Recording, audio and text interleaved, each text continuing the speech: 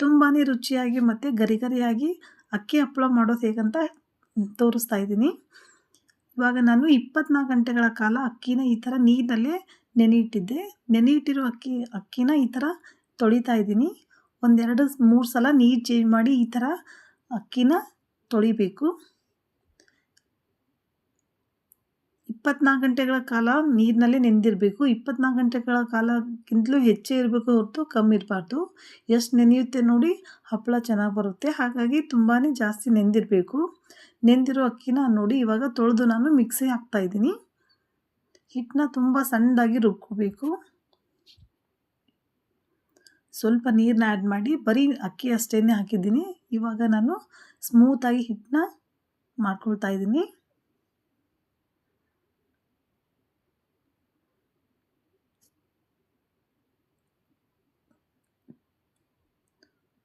ಈ ಥರ ಮಿಕ್ಸರಿಗೆ ಹಾಕೋಬೇಕು. ಬರೀ ಅಕ್ಕಿ ಅಷ್ಟೇ ಹಾಕ್ತಾಯಿದ್ದೀನಿ, ಸಾಬುದಾನಿ ಏನೂ ಆ್ಯಡ್ ಮಾಡಿಲ್ಲ. ಜಾಸ್ತಿ ನೆನೆಯೋದ್ರಿಂದ ಹಪ್ಪಳ ಹರಿಯೋದಿಲ್ಲ. ಹಾಗಾಗಿ 24 ಅವರ್ಸ್ಗಿಂತಲೂ ಹೆಚ್ಚೇ ನೆನೆದಿರಬೇಕೇ ಹೊರತು ಕಮ್ಮಿ ಆಗಿರಬಾರ್ದು.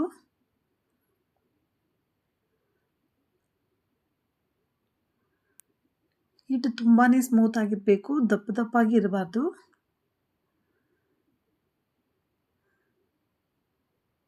ನೋಡಿ ಈ ಥರ ಸ್ಮೂತಾಗಿ ಹಿಟ್ಟು ಬಂದಿತ್ತಂದರೆ ಹಪ್ಪಳ ಚೆನ್ನಾಗಿ ಬರುತ್ತೆ.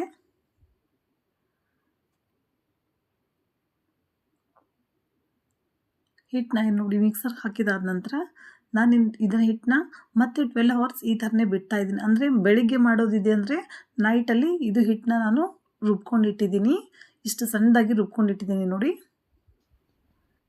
ಇವಾಗ ಇದಕ್ಕೆ ನಾನು ಎಳ್ಳು ಮತ್ತು ಜೀರಿಗೆ ಮಿಕ್ಸ್ ಮಾಡ್ತಾಯಿದ್ದೀನಿ. ಎಳ್ಳು ಜೀರಿಗೆ ಉಪ್ಪನ್ನ ಹಾಕಿ ನೀಟಾಗಿ ಮಿಕ್ಸ್ ಮಾಡ್ತಾಯಿದ್ದೀನಿ ನೋಡಿ. ಸ್ವಲ್ಪ ಜೀರಿಗೆ ಮತ್ತು ಎಳ್ಳಿನ ಕ್ವಾಂಟಿಟಿ ಜಾಸ್ತಿನೇ ಇರಲಿ.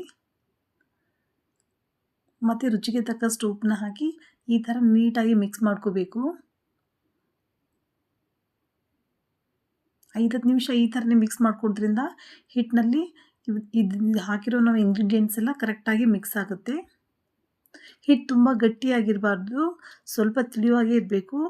ಗಟ್ಟಿಯಾಗಿತ್ತಂದರೆ ಹಪ್ಪಳ ದಪ್ಪ ಬರುತ್ತೆ. ಹಾಗಾಗಿ ತಿಳಿವಾಗಿಯೇ ಇರಲಿ.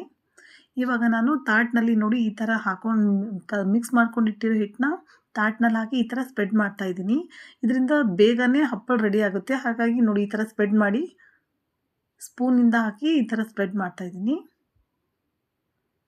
ಹಿಟ್ಟು ತಿಳಿಯುತ್ತಂದರೆ ಹಪ್ಪಳ ಕೂಡ ತೆಳ್ಳಗೆ ಬರುತ್ತೆ. ಈ ಥರ ಸ್ಪ್ರೆಡ್ ಆದಮೇಲೆ ಸ್ವಲ್ಪ ಕೈಯಿಂದ ತಾಟಿ ಈ ಥರ ನಾನು ಮಾಡ್ತಾಯಿದ್ದೀನಿ ನೋಡಿ. ಆ ಥರ ಮಾಡಿದ್ರೆ ಸಾಕು, ಪೂರ್ತಿಯಾಗಿ ಹಪ್ಪಳ ಸ್ಪ್ರೆಡ್ ಆಗಿರುತ್ತೆ.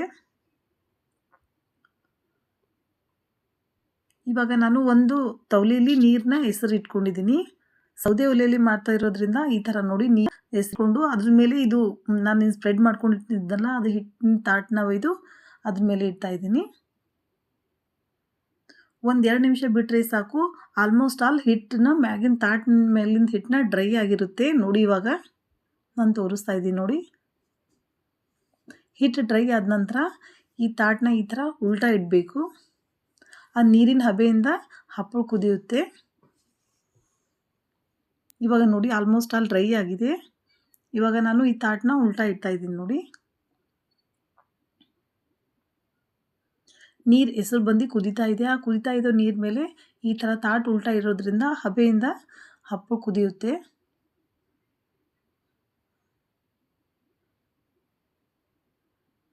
ಇವಾಗ ನೋಡಿ ಸ್ವಲ್ಪ ಬಬಲ್ಸ್ ಬಂದಿತ್ತಂದರೆ ಕಂಪ್ಲೀಟಾಗಿ ಹಪ್ಪಳ ಕುದ್ದಿದೆ ಅಂತ ಅರ್ಥ.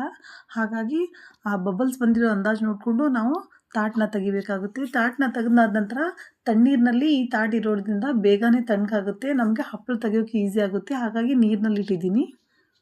ಸ್ವಲ್ಪ ತಾಟೊಳಗೆ ಪರತೊಳ ನೀರು ಹಾಕ್ಕೊಂಡಿದ್ದೀನಿ. ಆ ನೀರು ಮೇಲೆ ಈ ತಾಟನ್ನ ಒಯ್ದಿಟ್ಟಿದ್ದೀನಿ ನೋಡಿ. ಇವಾಗ ತೆಗಿಬೇಕಂದ್ರೆ ಸ್ವಲ್ಪ ಕೆಳಗಡೆ ಸೂಜಿನ ಹಾಕಿ ಈ ಥರ ಈಸಿಯಾಗಿ ಬರುತ್ತೆ ನೋಡಿ. ಹಪ್ಪಳ ಬಂದಿದೆ. ಈ ಥರ ಎಲ್ಲ ಹಾಕಿ ಇಟ್ಟಿದ್ದೀನಿ. ಒಂದು ಬುಟ್ಟಿ ಮೇಲೆ ಹಾಕ್ಕೊಂಡು ಇಟ್ಟಿದ್ದೀನಿ. ನೀವು ನೋಡ್ತಿರ್ಬೋದು, ಇದು ರೊಟ್ಟಿ ಹಾಕ್ತೀವಲ್ಲ ಅದು ಬುಟ್ಟಿ ಇದೆ. ಆ ಬುಟ್ಟಿ ಮೇಲೆ ಈ ಥರ ಹಾಕಬೇಕು. ಅಂಟ್ಕೊಳ್ಳಲ್ಲ, ಹಾಗಾಗಿ ಇದೇ ಬುಟ್ಟಿನೇ ಯೂಸ್ ಮಾಡಿ.